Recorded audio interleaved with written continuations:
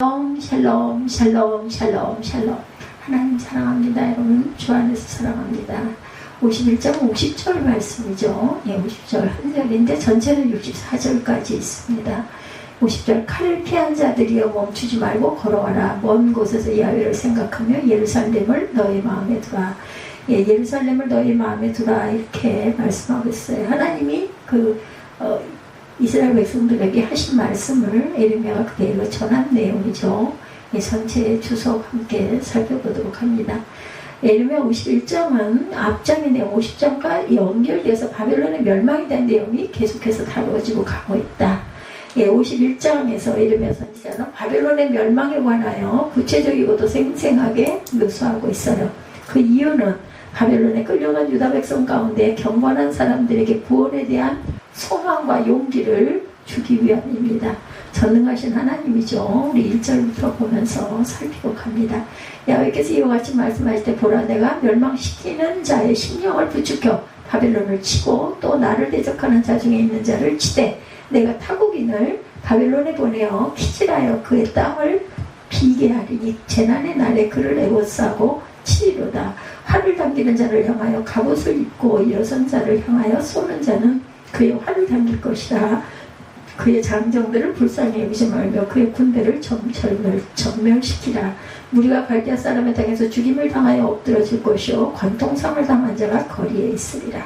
이스라엘과 유다가 이스라엘의 거룩하신 일을 거역함으로 죄과가 땅에 가득하나 그의 하나님 만군의 야훼에게 버림받은 호라비는 아니다. 버림받진 않았다. 아주 버림받진 않았다.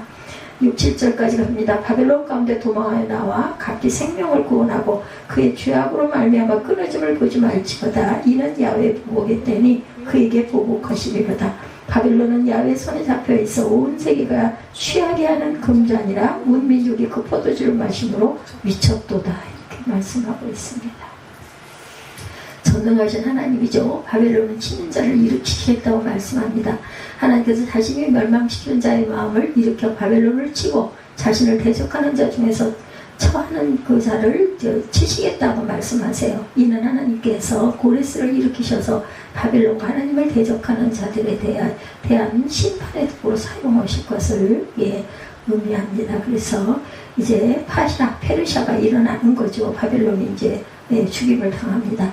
하나님께서 일으키시는 바벨론을 치는 자가 임할 때 바벨론 땅에는 죽음을 당한 자들로 가득 차게 될 것이다. 이 세계에서 우리가 두려워야 할 것은 권좌있는 사람들이니 막강한 군사력이 아니라 권좌있는 사람들이나 막강한 군사력이 아니라 우리 영혼까지도 지옥에 멸할 수 있는 한 분 하나님이시죠. 큰 연합국으로 북방에서 나오게 하셨다. 이러면 50장 9절입니다. 보라 내가 큰 민족의 무리를 북쪽에서 올라오게 하여 바벨론을 대항하게 하리니 그들이 내일을 배열을 버리고 쳐서 정복할 것이라. 그들의 화살은 노련한 용사의 화살 같아서 허공을 치지 아니하리라. 이러면 50장 9절이네요. 10장 9절 말씀. 보라 내가 큰 민족의 무리를 북쪽에서 올라오게 하여 바벨론을 대항하게 하리니 그들이 대열을 부려쳐서 정복할 것이라. 그들의 화살은 노련한 용사의 화살 같아서 허공을 치지 아니하리라. 명중시키리라. 이런 뜻을 가지고 있죠. 바벨론을 이렇게 둘러 항우를 벌이겠다. 14절에 50장 14절에 또 말씀하고 있습니다. 14절 봅니다. 바벨론을 두고 대열을 벌이고 활을 당기는 모든 자여 화살을 아끼지 말고 쏘라. 그가 야훼께 범죄하였습니다. 그래서 50장과 51장은 함께 연결이 되어 있다는 것입니다. 이스라엘을 또한 권고하십니다. 이스라엘을 권고하는 내용. 하나님께서 바벨론을 심판하셔서 멸망시키는 사건은 이스라엘의 회복과 맞물려 있다는 점에서 그 의의를 지니고 있다는 것이죠. 바벨론 가운데서 도망하여 나와 각기 생명을 구원하고 그의 죄악으로 말미암아 끊어짐을 보지 말지어다. 이는 야훼 보복의 때니 그에게 보복하시리라. 바벨론은 야훼 손에 잡혀있어 온 세계가 취하게 하는 금잔이라 문민족이 그 포도주를 마시므로 미쳤도다. 8절입니다. 바벨론이 갑자기 넘어져 파멸된 이로 말미암아 몰라 그 상처를 위하여 유양을 구하라 혹 나으리로다. 우리가 바벨론을 치료하려 하여도 낫지 아니한즉 버리고 각기 고향으로 돌아가진 그 화가 하늘에 미쳤고 궁창에 달하였습니다. 야훼께서 우리 고민을 드러내셨으니 오라 시온에서 우리 하나님 야훼의 일을 선포하자. 화살을 갈며 둥근 방패를 준비하라. 야훼께서 메대 왕들의 마음을 부추기사 바벨론을 멸하기로 뜻하시나니 이는 야훼께서 보복하는 것 곧 그의 성전을 위하여 보복하시는 것이다. 네, 페르시아가 등장을 합니다. 11절에 보니 하나님께서 이스라엘을 끝까지 버리지 아니하시고 다시 공고하시는 것은 그들의 열중을 맺으신 언약 때문이다. 하나님께서 바벨론을 멸하시고 이스라엘 백성을 회복시키실 때 이스라엘 백성은 예루살렘으로 돌아와 하나님의 구원 역사를 찬양하고 영광을 증거할 것이라는 것. 하나님께 구원받은 자는 그 하나님의 역사를 세상에 증거하는 것이 마땅한 도리고 의무입니다. 예, 포로된 자를 돌아오게 하신다. 이러면 33장 26절이에요. 야곱과 내종 다윗의 자손을 버리고 다시는 다윗의 자손 중에서 아브라함과 이삭과 야곱의 자손을 다스릴 자를 택하지 아니하리라. 내가 그 포로된 자를 돌아오게 하고 그를 불쌍히 여기리라. 도망하여 생명을 보존하라고 하십니다. 창세기 19장 17절입니다. 그들에 대한 부르짖음의 야훼 앞에 크므로 야훼께서 이곳을 멸하시려고 우리를 보내셨나니 우리가 멸하리라. 모든 것을 주관하신 하나님이세요. 하나님께서 천지 만물의 창조주로 지혜와 권능으로 세상 역사를 주관하시는데 하나님께서는 창조의 권능과 지혜로 계속해서 세상의 역사를 진행시키고 보호하시고 섭리하신다고. 바벨론이 멸망을 당하고 선민 이스라엘이 보호를 받게 되는 것도 바로 하나님의 뜻이다. 하나님께서 크신 권능과 지혜로 세상을 창조하시고 다스리심에도 불구하고 어리석은 인간들은 이런 사실을 깨닫지 못하고 우상을 섬기고 패역한 길로 나아갑니다. 사람이 무엇으로 심든지 그대로 거두리라고 하신 바와 같이 사람은 선악간에 그가 심은 대로 거두게 된다. 바벨론이 함락이 됩니다. 50장 2절에 너희는 나라를 가운데 전파하라. 곧 공포하라. 깃발을 세우라. 숨김이 없이 공포하여 이르라. 바벨론이 함락되고 벨이 수치를 당하며 무로닥이 부스러지며 그 신상들은 수치를 당하며 우상들은 부스러진다 하라. 왕의 마음을 감동시키죠. 에스라 1장 1절입니다. 바사왕 고레스 원년에 야훼께서 예레미야의 입을 통하여 하신 말씀을 이루게 하시려고 바사왕 고레스의 마음을 감동시키심에 그가 온 나라에 공포도 하고 조소도 내려 이르되 이렇게 이스라엘이 구원을 받게 되죠. 그래서 멸망하는 바벨론이에요. 바벨론을 치라 말씀하시죠. 하나님께서는 열국에게 명하시어 바벨론을 치도록 지시하세요. 하나님은 세상 모든 권세의 근원자로 열국의 왕들로 방백들을 시켜서 바벨론을 공격하도록 명령합니다. 하나님께서 준비하신 열국의 심판을 받은 바벨론은 황무하여서 거민이 없게 될 것이다. 하나님께서 바사왕 고레스의 군대로 하여금 바벨론이 이스라엘에게 행한 일을 보호하게 하심으로 죄악에 대해 반드시 징벌하신 하나님의 공의를 증거하고 계세요. 야훼 보수의 날입니다. 이사야 34장 8절 이것은 야훼께서 보복하시는 날이요 시온의 송사를 위하여 신원하시는 해라.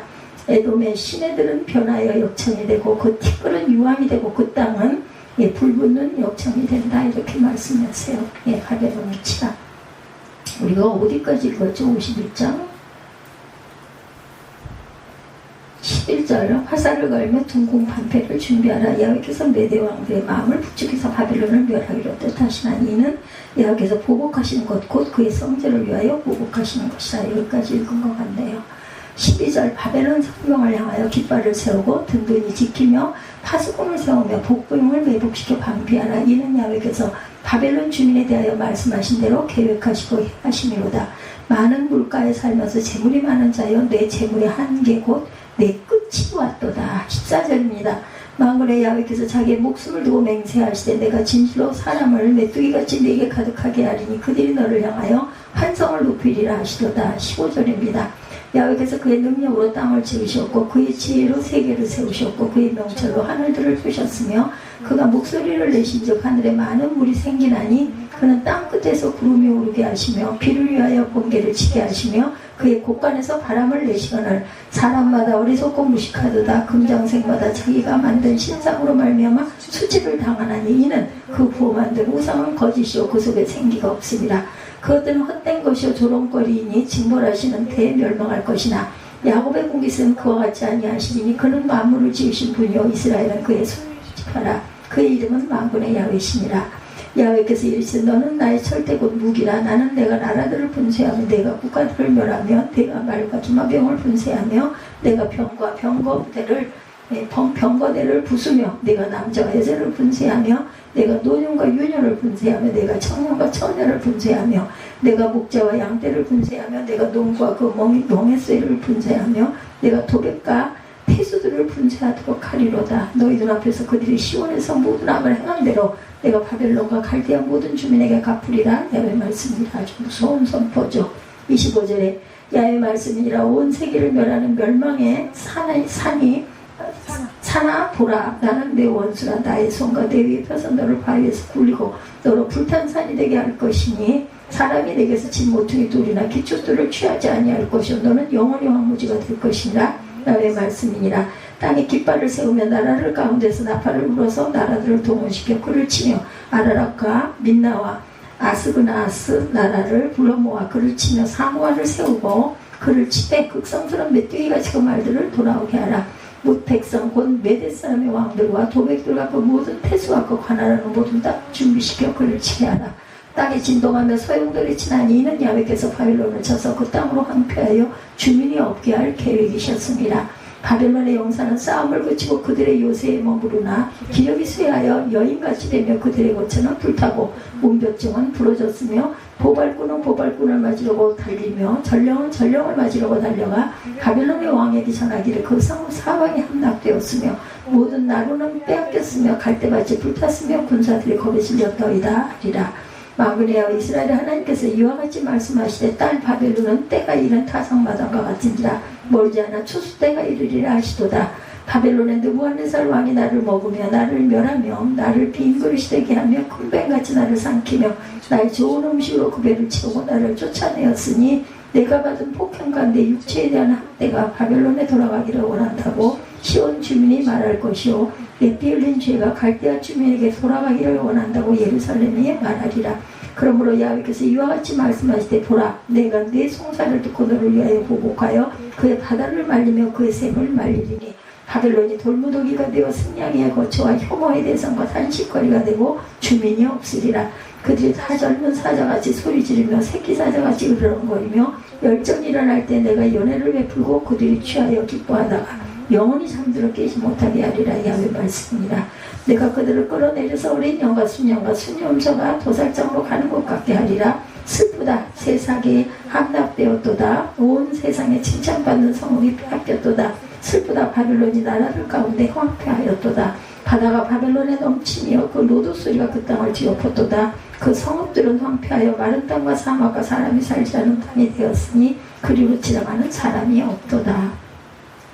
내가 배를 바벨론에서 벌하고 그가 삼킨 것을 그의 앞에서 끌어내리니 민족들이 다시는 그에게로 몰려가지 아니하겠고 바벨론 성벽은 무너졌도다.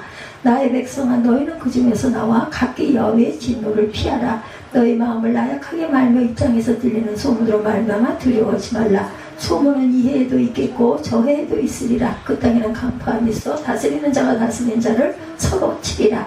그러므로 보라 아까 우리 함께 읽은 구절이죠. 날이 이르리니 내가 바벨론의 우상들을 벌할 것이라. 그 온 땅에 치욕을 당했고 죽임당할 자가 모두 그 가운데 엎드러질 것이며 하늘과 땅과 그 안에 있는 모든 것이 바벨론으로 말미암아 기뻐 노래하리니 이는 파멸시키는 자가 북쪽에서 그에게 옴이라. 야훼 말씀이니라. 바벨론이 이스라엘을 죽여 엎드러뜨린 같이 온 세상에 바벨론에서 죽임을 당하여 엎드러지리라. 칼을 피하는 자들이여 멈추지 말고 걸어가라. 먼 곳에서 야훼를 생각하며 예루살렘을 너의 마음에 두라. 외국인이 야훼 거룩한 성전에 들어가므로 우리가 책망을 들으며 수치를 당하여 모욕이 우리 얼굴에 덮였느니라. 보라 날이 이르리니 내가 그 우상들을 벌할 것이라. 부상자들이 그 땅에서 한숨을 지리라. 야훼 말씀이니라. 가령 바벨론이 하늘까지 솟아오른다 하자 높은 곳에 있는 피난처를 요새로 삭혀라도 멸망시킬 자가 내게로부터 그들에게 이 말이라. 야훼 말씀이니라. 바벨론으로부터 부르짖는 소리가 들리도다. 갈대아 사람의 땅에 큰 파멸의 소리가 들리도다. 이는 야훼께서 바벨론을 황폐하게 하사 그 큰 소리를 끊으시미로다. 원수는 많은 물과 짙고 파도가 사나우며 그 물결은 요란한 소리를 내는도다. 곧 멸망시키는 자가 바벨론에 이르렀습니다. 용사들이 사로잡히고 그들의 활이 꺾이도다. 야훼는 보복의 하나님이시니 반드시 보응하시리로다. 만군의 야훼라 일컫는 왕이 이와 같이 말씀하시되 내가 그 고관들과 지혜 있는 자들과 도백들과 태스들과 용사들을 취하게 하리니 그들이 영원히 잠들어 깨어나지 못하리라. 만군의 야훼께서 이와 같이 말씀하시니라. 바벨론의 성벽은 회파되겠고 그 높은 문들은 불에 탈 것이며 백성들의 수고는 헛될 것이요 민족들의 수고는 불탈 것인지 그들이 쇠잔하리라. 유다의 시드기야 왕 제4년에 마세야의 손자 네리야의 아들 스라야가 그 왕과 함께 바벨론으로 갈 때 선지자 예레미야가 그에게 말씀을 명령하니 스라야는 병참감이더라. 예레미야가 바벨론 닥칠 모든 전함과 바벨론 대하여 기록한 이 모든 말씀을 한 책에 기록하고 스라야에게 말하기를 너는 바벨론에 이르거든 상가 이 모든 말씀을 읽고 말하기를 야훼여 주께서 이곳에 대하여 말씀하시기를 이 땅을 멸하여 사람이나 짐승에 거기 살지 못하게 하고 영원한 표로가 되리라 하셨나이다라 하니라. 너는 이 책 읽기를 다한 후에 책에 돌을 메어 유브라데 강 속에 던지며 말하기를 바벨론이 나의 재난 때문에 이같이 몰락하여 다시 일어서지 못하리니 그들이 피폐하리라 하라 하니 예레미야의 말이 이에 끝나니라. 64절입니다. 한번 쭉 읽어봤어요. 이렇게 모든 것은 하나님이 주관하신다라는 거죠. 바벨론이 함락될 것이다 라고 말씀하고 있어요. 그리고 멸망하는 바벨론을 치라고 말씀합니다.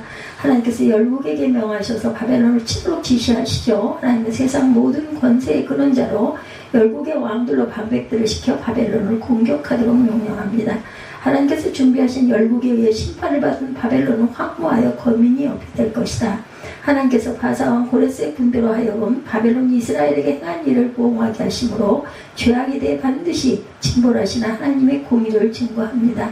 야훼 보수의 날입니다. 이사야 34장 8절입니다.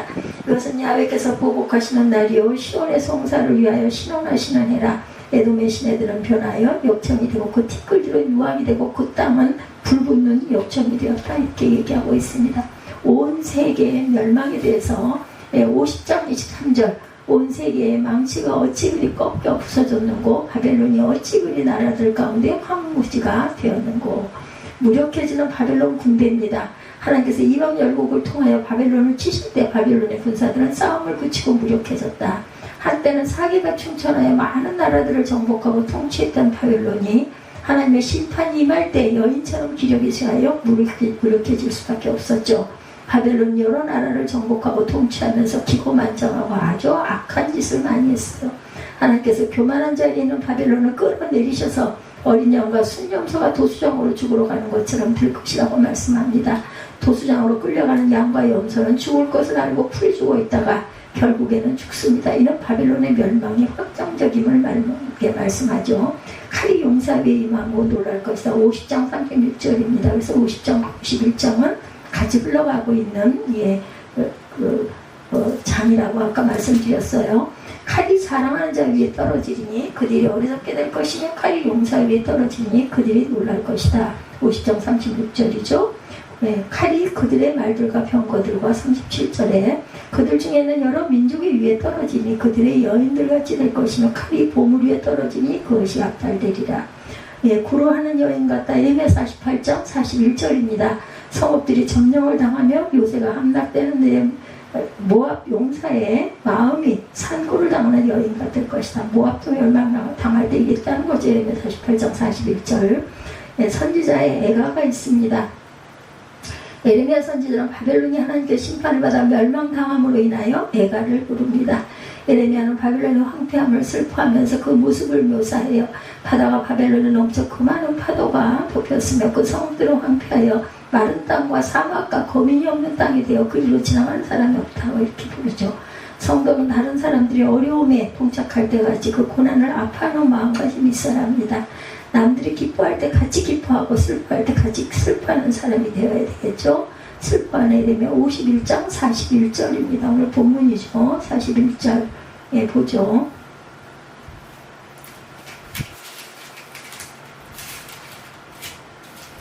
슬프다 세상이 함락되었도다. 온 세상이 칭찬받는 성읍이 빼앗겼도다. 슬프다 바벨론이 나라들 가운데 황폐하였도다. 40절에 내가 그들을 끌어내려 어린 양과 순명과 순념소도 도살장으로 가는 것밖에 하리라. 39절에 열정이 일어날 때 내가 연회를 베풀고 그들이 취하여 기뻐하다가 영원히 잠들어 깨지 못하게 하리라. 야훼의 말씀이라. 37절에도 바벨론이 돌무더기가 되어 승냥이 거처와 혐오의 대상과 단짓거리가 되고 주민이 없으리라. 그들이 젊은 사자같이 소리 지르며 새끼 사자같이 으르렁거린다 이렇게 얘기하고 있어요.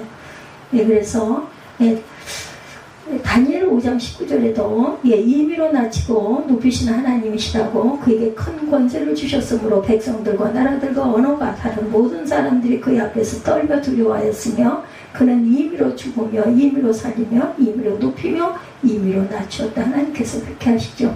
축복과 멸망입니다. 선민에 대한 하나님의 배려예요. 하나님께서 바빌론에 대한 심판을 경고하시면서 이스라엘 백성이 그 중에서 나와서 야훼 진노에서 스스로 구원하라고 말씀합니다. 이는 자기 백성을 향한 하나님의 사랑의 배려예요. 재앙이 임하는 자리에 머물러 있으며 고통을 받게 되기 때문에 이렇게 말씀하고 계시죠. 하나님께서는 바벨론의 멸망에 대해서 그 일을 면할 이스라엘 백성에 대하여 서 있지 말고 예루살렘으로 귀환하라고 말씀하세요. 칼을 면한 이스라엘 백성에 대해서 그냥 그렇게 서 있지 말고 예루살렘으로 돌아가라. 이스라엘 백성들이 현재 바벨론에 머물고 있지만 그들의 고향은 예루살렘이기 때문에 예루살렘은 야훼께서 선민들에게 베푸신 기업입니다. 바벨론 가운데 도망해야 한다고 50장 8절에 너희는 바벨론 가운데 도망하라. 갈대 사람의 땅에서 나오라. 양떼가 앞서가는 수념소 같이 하라. 패역한 세대에서 구원받아야 한다고 사도행전 2장 40절입니다. 또 여러 말로 확증하며 권하여 이르되 너희가 이 패역한 세대에서 구원을 받으라 하니 말씀합니다. 바벨론을 보응하시죠. 바벨론의 멸망은 하나님의 보응으로 나타난 결과입니다. 하나님은 당신의 백성들을 괴롭히고 하나님께 교만한 바벨론을 친히 보응하십니다. 성경이 우리에게 거듭 반복해서 교훈해 주는 것은 악인에게는 미래도 없고 소망도 없다는 것, 악은 뿌리는 자가 거두게 되는 열매란 멸망뿐이다. 우리는 하나님을 대적해서 그분의 보응을 초래하는 어리석은 행위를 하지 말아야 한다. 무릇하게 부스러지죠. 예레미야 50장 2절이에요. 50장 앞에 있으니까 볼까요? 50장 2절. 너희는 나라들 가운데 전파하라. 공포하라. 깃발을 세우라. 숨김이 없이 공포하여 이르라. 바벨론이 함락되고 벨이 수치를 당하며 무릇하게 부스러지며 그 신상들은 수치를 당하며 우상들은 부러진다 하라. 이는 한 나라가 북쪽에서 나와 그를 쳐서 그 땅으로 황폐하게 하여 그 가운데 사는 자가 없게 할 것이니라. 사람이나 짐승이나 다 도망할 것이라. 이렇게 미리 계속해서 예언을 하는데도 그들은 모두 다 믿지를 않고 있다가 결국은 멸망을 당하죠. 하나님께서 바벨론의 멸망 때 칼을 면한 이스라엘 백성에 대해서 서 있지 말고 예루살렘으로 귀환하라. 이스라엘 백성들이 현재 바벨론에 머물고 있지만 그들의 고향은 예루살렘이기 때문에 예루살렘은 야훼께서 선민들에게 베푸신 기업이기 때문에 그래서 50장 8절에 너희는 바벨론 가운데서 도망하고 갈대 사람의 땅에서 나오라. 양떼가 앞서가며 순념소 같이 하라. 사도행전 2장 40절에도 또 여러 말로 확증하며 고나 이르되 너희가 이 패역한 세대에서 구원을 받으라 하니 바벨론을 보응하신 하나님입니다. 바벨론의 멸망은 하나님의 보응으로 나타난 결과 하나님은 당신의 백성을 괴롭히고 하나님께 교만한 바벨론을 친히 보응하시죠. 성경이 우리에게 거듭 반복하여 교훈해 주는 것은 악인에게는 미래도 없고 소망도 없다. 악은 뿌리는 자가 거두게 되는 열매란 멸망뿐이라는 거예요. 뿌리는 자가 거두는 열매란 멸망. 우리는 하나님을 대적하여 그분의 보응을 초래하는 어리석은 행위를 하지 말자. 무릇하게 부스러진다고 아까 우리가 읽었어요. 너희는 나라들 가운데 전파하라. 공포하라. 깃발을 세우라. 숨김이 없이 공포하여 이르라. 바벨론이 함락되고 벨이 수치를 당하며 무릇하게 부스러지며 그것은 신상들은 수치를 당하며 우성들은 부스러진다 하라. 벨이 엎드러집니다. 이사야 46장 1절 벨은 엎드러졌고 두 번은 구부러졌다. 다 망했어요. 그들의 우상들은 짐승과 가죽에게 실렸으니 너희가 떼매고 다니던 그것들이 피곤한 짐승의 무거운 짐이 되었다. 다시 일어서지 못한다. 하나님의 보복으로 멸망한 바벨론은 다시 일어서지 못하게 되죠. 예레미야 선지자는 스가랴에 이르기를 하나님의 예언의 말씀이 기록되어 있는 책을 읽은 후에 그 책을 돌에 메어서 유브라데 하수가에 던지라고 합니다. 이런 행위는 상징적인 의미가 내포되어 있어요. 바벨론은 하나님의 심판을 받아 멸망하게 돼서 그 이후로는 다시 일어나지 못한다. 하나님께서 명하기로 작정된 그 멸하기로 작정된 바벨론이 영원히 멸망받는 것은 하나님께 창조 주시고 심판 주시고 섭리자이시기 때문이다. 그 땅이 황폐하게 된다고 예레미야 50장 3절에 이는 한 나라가 북쪽에서 나와 그를 쳐서 파사죠. 그 땅에서 황폐하게 하여 그 가운데 사는 자가 없게 할 것입니다. 사람이나 짐승이 다 도망할 것입니다. 또한 소돔과 고모라 같이 된다고 이사야 13장 19절에 열국의 영광이요 갈대 사람이 자랑하는 놀이개가 된 바벨론이 하나님께 멸망당한 소돔과 고모라 같이 될 것이다 라고 말씀했어요. 예, 누가? 이사야 13장 19절에 이사야가 선포합니다. 그곳에 거주할 자가 없겠고 거처할 사람이 대대에 없을 것이며 아라비아 사람도 거기에 장막을 치지 아니하며 목자들도 그곳에 그들의 양떼를 쉬게 하지 아니할 것이다 이렇게 말씀해요. 이사야 13장 20절입니다. 19절에서 20절까지의 내용. 이사야와 예레미야가 비슷한 시대에 이렇게 해서 멸망을 선포하는 그러한 선지자들이셨죠. 그렇게 막강했던 바벨론은 결론입니다. 하나님의 방식에 의해서 또 다른 세력에 의해 멸망하게 되죠. 우리는 권력뿐 아니라 우리에게는 모든 힘, 그것을 주시는 하나님의 뜻대로 사용할 줄 알아야 되겠다. 모든 나라를 통치하신 하나님의 주권을 인정하고 오로지 그분께만 영광을 돌리는 저와 여러분들이 되시기를 바랍니다.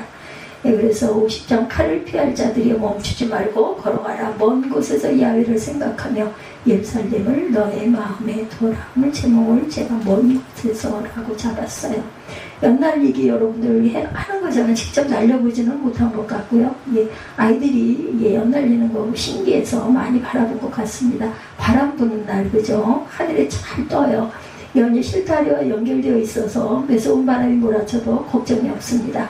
바람의 세기에 따라서 실타래의 실로 연을 컨트롤하면 높게 낮게 아주 재밌게 예쁘게 잘 날아요. 그죠?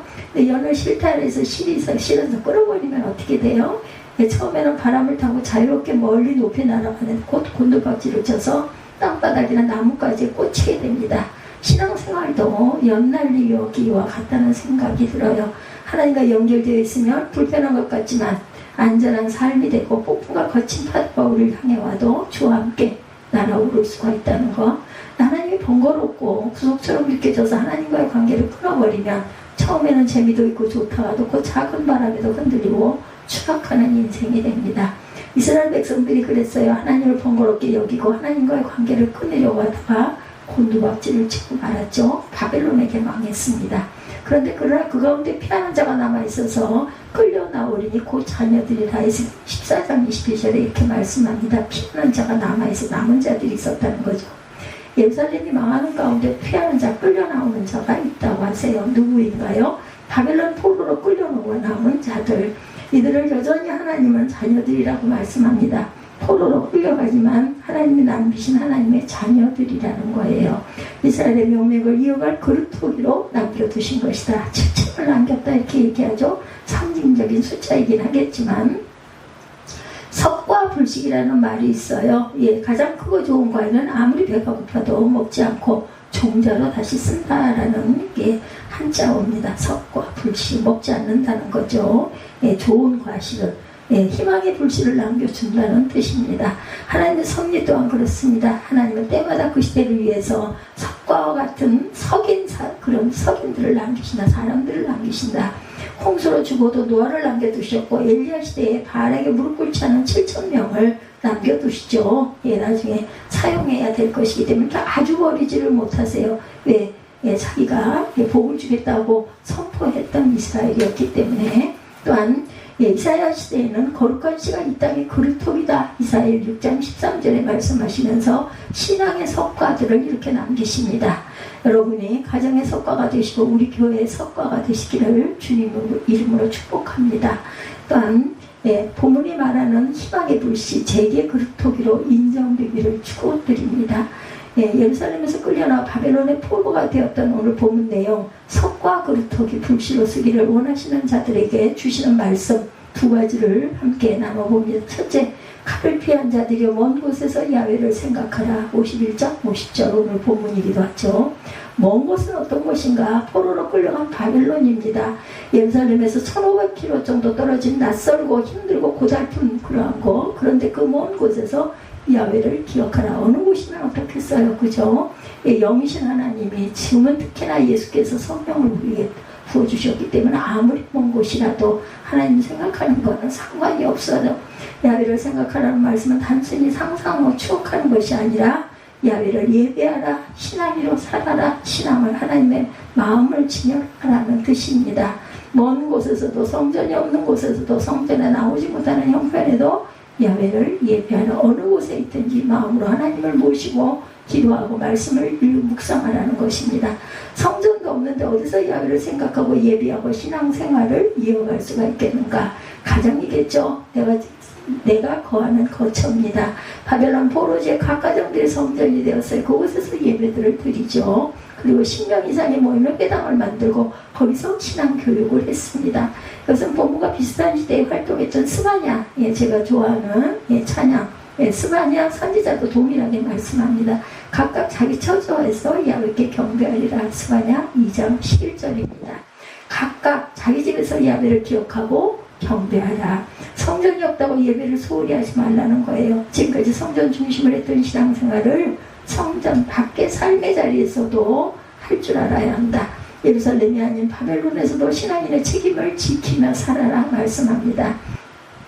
약 2600년 전 예레미야 스바냐에게 하신 이 말씀이 먼 곳에서 야훼를 생각하라 말씀하세요. 이 먼 곳에서 각각 자기 처소에서 야훼께 경배하라는 말씀이 오늘 우리에게 큰 울림으로 다가옵니다. 우리도 지금 성전에서 예배를 드리지 못할 때가 있었어요. 그죠? 코로나19 벌써 19년이었으니까 7년이 됐네요. 그죠? 그때 한 3년 동안 아주 마음의 고통을 많이 당했습니다. 교회를 아주 그리워하시는 분들이 굉장히 많았어요. 저희 교회는 작은 교회였기 때문에 큰 문제가 없었는데 중대형 교회들이 아주 굉장한 그 혼돈을 불러일으켰죠. 코로나로 성전 예배를 못 드리게 되고 예배를 쉬라는 것이 아니라 예배를 가정으로 확장시키고 그런 기회를 삼아라. 예배를 교회 안에 가두지 말라는 것, 성전에서 드렸던 회중 예배에 의존하는 신앙을 개인 예배로 심화시키는 신앙인의 성숙됨으로 그렇게 자라가라. 주일 예배로 살았던 신앙을 생활 예배로 발전시키라는 것인데 우리 모두 이 힘든 시기에 우리의 가정의 성전이 될 수 있도록 그것을 쌓아왔기를 주님의 이름으로 축복합니다. 우리들의 집이 하나님을 생각하고 하나님을 예배하는 가족들이 사는 집이 되기를 주님의 이름으로 축원합니다. 우리의 삶의 자리가 말씀의 뿌리 내려주고 꽃피고 열매 맺는 기름진 밭이 되기를 축복합니다. 우리 모두 생활 예배제로 성숙되어 가시기를 축원합니다. 그러면 자녀들이 말할 거예요. 코로나 덕분에 우리 집에 교회 같아졌다. 그런 은혜가 있으면 얼마나 좋겠습니까? 코로나 덕분에 우리 아버지 집사님스럽고 우리 엄마가 권사님스럽고 우리 부모님이 목사님스럽다. 이런 축복을 주고받는 그런 가정들이 되면 얼마나 좋았을까. 그런데 그걸로가 아니라 반대적인 것도가 굉장히 많았죠. 교회가 멀어지고 그냥 인터넷으로 대충 드리고 주일을 그냥 지나치고 그러다 보니까 회복이 된 이후에도 교회로 나가는 인원들이 엄청나게 줄었다고 그러죠. 작은 교회들은 문을 닫는 교회가 굉장히 많았고 그래서 코로나 덕분에 우리 집이 행복해졌다. 교회가 너무너무 자랑스러워졌다. 이런 기쁨의 소리들이 있었으면 얼마나 좋았을까. 그런데 반대적인 현상들이 많이 일어났습니다. 여기서 예루살렘은 단순히 예루살렘 도시만을 의미하는 것이 아니라 예루살렘 성전까지를 오늘 본문에서는 너희 마음을 예루살렘을 너희 마음에 두라. 51장 50절 후반절에 이렇게 말하고 있죠. 예루살렘을 너희 마음에 두라. 먼 곳에서 야훼를 예배하고 먼 곳에서도 신앙인답게 살지만 예루살렘 성전에 마음을 두라고 하세요. 몸은 성전에 갈 수 없어도 마음으로 성전에 가라. 성전을 사모하며 그리워하라. 하나님의 본문과 동일한 시대에 동일한 장소 바벨론에 있었던 에스겔에게도 말씀합니다. 내가 비록 그들을 멀리 이방인 가운데서 쫓아내어 여러 나라로 흩었으나 그들이 도달한 나라에서 내가 잠깐 그들에게 성소가 되리라. 에스겔 11장 16절입니다.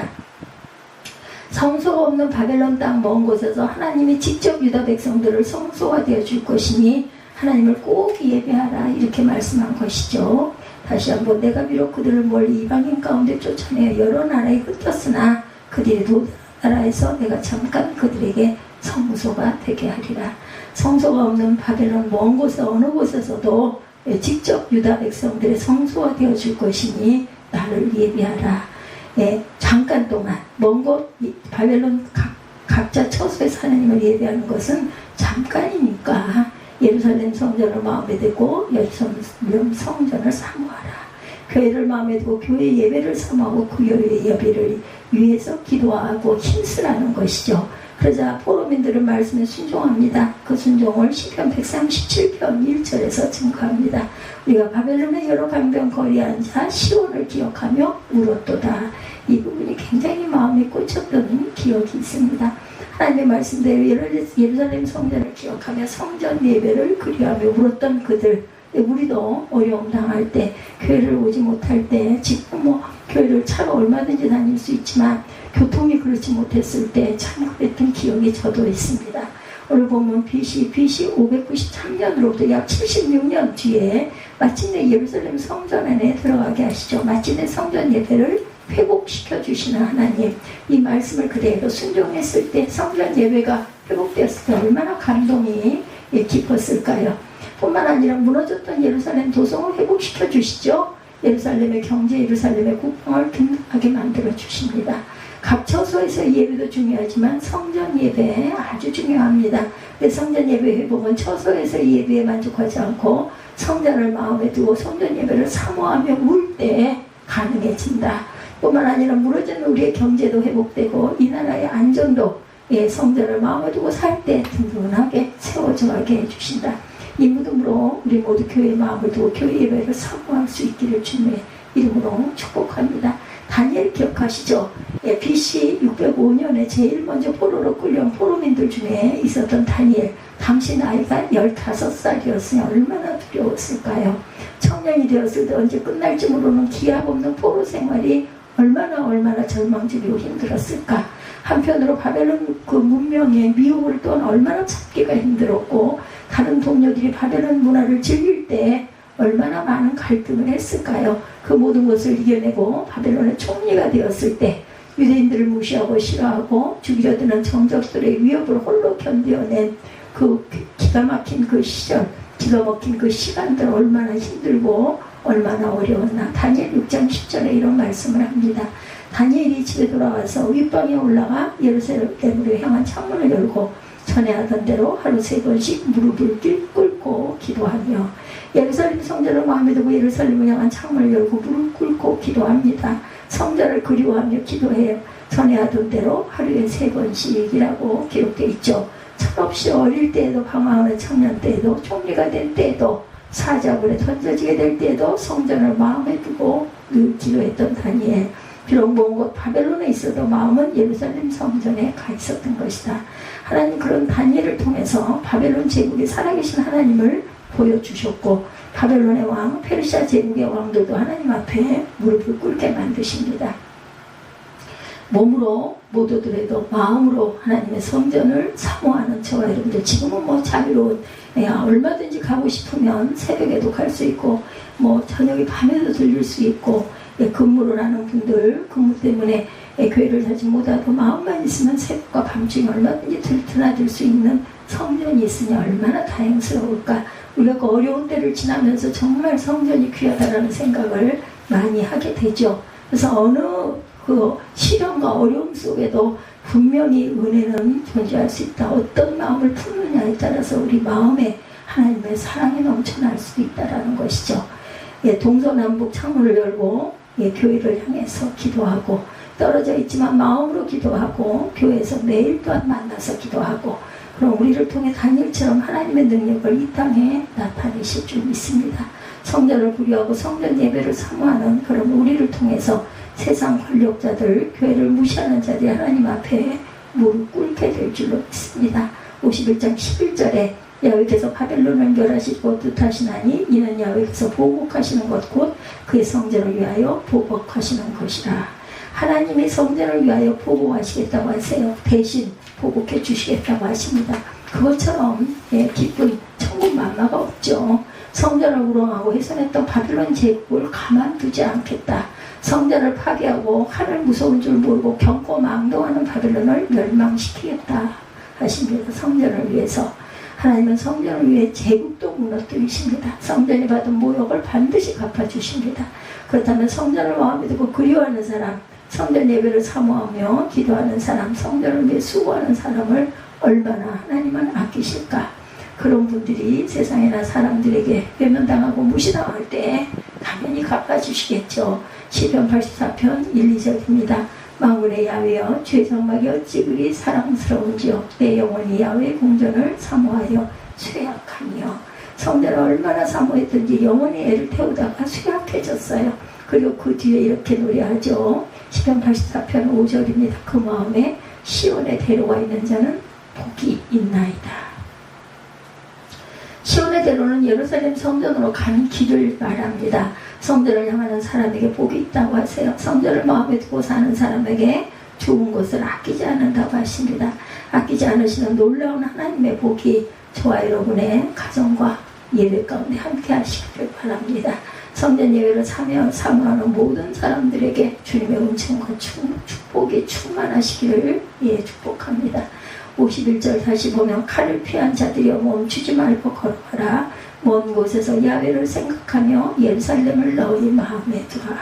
하나님이 바벨론의 칼을 피하게 해주실 때, 바벨론의 포로 생활을 끝나게 하실 때 바벨론에서 멈추지 말고 예루살렘 성전을 향해서 걸어가라고 말씀하십니다. 70년을 살았으니 바벨론에 익숙해진 사람들은 바벨론을 떠나는 것이 아마 두려웠을 거예요.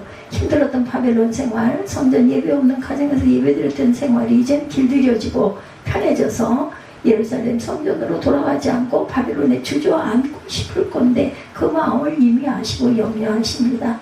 실제로 그런 사람들이 그 시절에 많았다고 그러죠. 지금처럼 성전에 나오지 못할 때 먼 곳에서 야훼를 생각하고 각처에서 예배를 드리고 각처에서 신앙인다운 삶을 살아가면서 동시에 성전을 마음에 두고 성전 예배를 사모하고 성전을 향해 문을 열고 기도하다가 그렇죠. 결국은 그걸로 인해 사자굴에 던져진 다니엘, 그것도 피하게 해주시고 구원해 주신 하나님이죠. 하나님이 가정에서 멈추지 말고 성전으로 걸어나갈 때 익숙하고 편해진 각 처소에서 예배에 머물지 않고 성전을 향해 멈춤 없이 걸어나갈 때 멈춤 없는 성전을 향한 발걸음으로 멈춤 없는 하나님의 은혜, 멈춤 없는 회복의 은혜, 든든히 세워주는 축복이 저와 여러분들 모두에게 임하시기를 주님의 이름으로 축복합니다.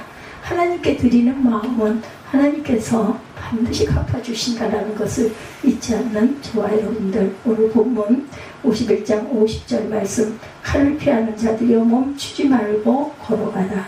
먼 곳에서 야훼를 생각하며 예루살렘을 너희 마음에 품으면 하나님께서 너희를 보호하시고 지키시고 인도하여 주실 것이다. 어디로? 하나님의 나라로. 기도하십시다.